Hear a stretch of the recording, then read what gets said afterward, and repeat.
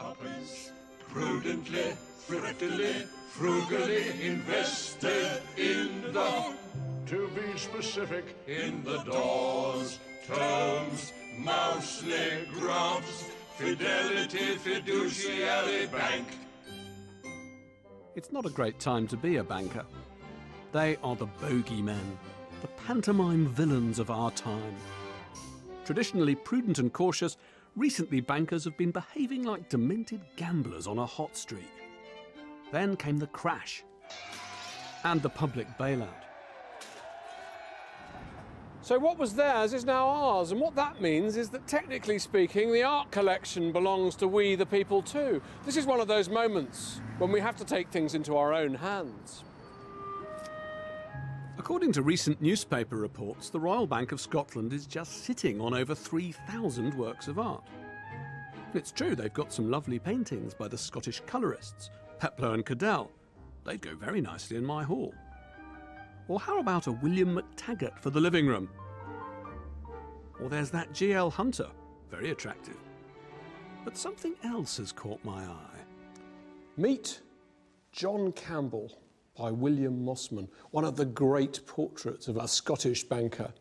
Campbell was on the Royal Bank of Scotland from its infancy, and he rose to become its first cashier, effectively the head of the bank, in the very year of the Jacobite Rebellion, 1745. This picture was painted a few years later, and it's performing a wonderful balancing act. It's saying, yes, I am trusted by and faithful to the King of England.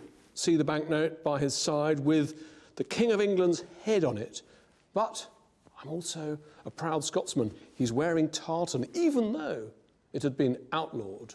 And notice the way in which he's armed to the hilt. Not only he's got a sword, he's got a poignard, rather phallically placed at his belt, but on the table next to him, he's got a gun. He's saying, basically, whatever happens in these difficult times, you can trust me. If I don't get them with the dagger, if I don't get them with the sword, I'll get them with the gun. Your money's safe with me. This is an absolute masterpiece for me.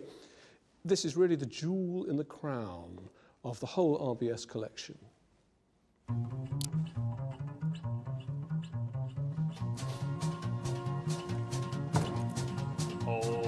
There's only one way to do this.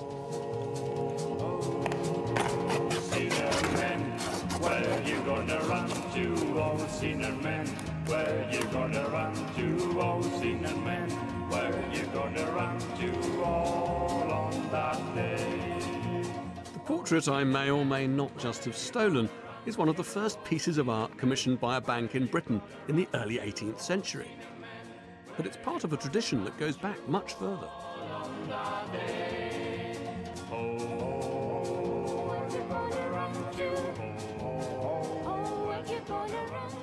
In Renaissance Florence, the most famous banking dynasty of all time were also responsible for some of the greatest art of all time.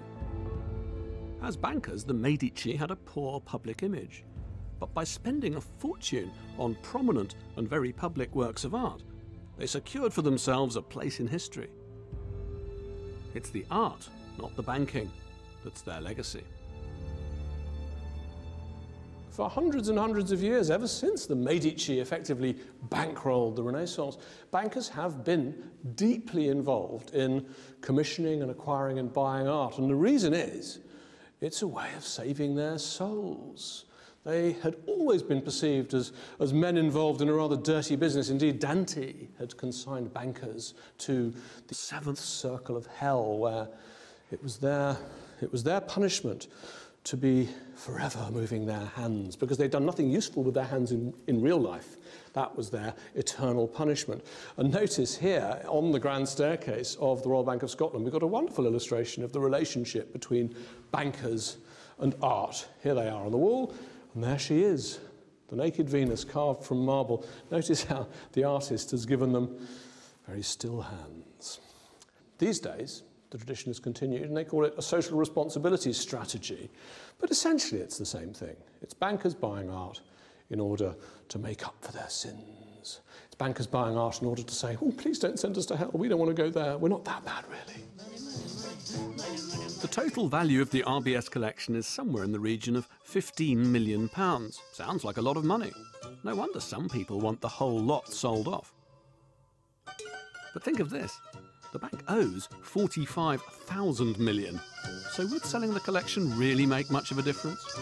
The actual number of museum pieces or pieces of wider significance, I think, are quite small in the scheme of things. And the important thing, I think, for us now is that where we identify those pieces, we make them accessible to the wider public. So the bank is talking to the National Galleries about showing some of their key paintings. They're sending prints to hang in hospices, and they're offering to lend to exhibitions, such as the Glasgow Boys at the Royal Academy later this year. If you were to believe everything you read in the papers, you'd think that the RBS fat cats were sitting on a huge treasure trove of priceless art and keeping it all to themselves. But the truth is that they're actually bending over backwards to make their real treasures available to the public. And the vast majority of the work that RBS actually owns isn't really of great historical value or importance. It's quite lightweight, prints and drawings. Minor works of art designed really just to cheer up the odd drab corridor or meeting room. So if you're looking for another stick with which to beat the bankers, I'm sorry, but this isn't it. So the so-called RBS art scandal's just a red herring. What's really at the heart of this story is a bigger issue about banks and philanthropy in general, especially in Scotland. You may remember the Duke of Sutherland's Titian, saved for the nation last year for £50 million. Well, the Duke also owns countless other old masters in the National Gallery of Scotland's collection.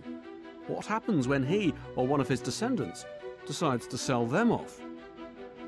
In my view, the only way those paintings can be bought back is with the support of real heavyweight financial institutions.